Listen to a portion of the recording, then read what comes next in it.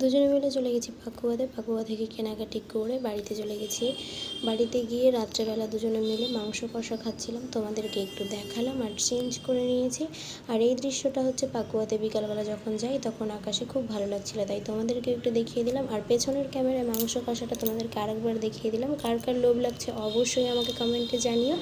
যদি তোমাদের খেতে হয় তোমরাও চলে এসো। পরের দিন সকালবেলা গেছিলাম, রথযাত্রা ছিল, আর বিকালবেলা বেরিয়ে গেছি বড়দি ভাইয়ের বাড়িতে। এটা হচ্ছে দাদা ভাইয়ের বাড়ি, কারণ বরের হচ্ছে দাদা, আমাদের গ্রামেই বাড়ি। তো ওখানে গেছি। এটা হচ্ছে ছেলেকে নিয়ে নিলাম, ছোট ছেলে।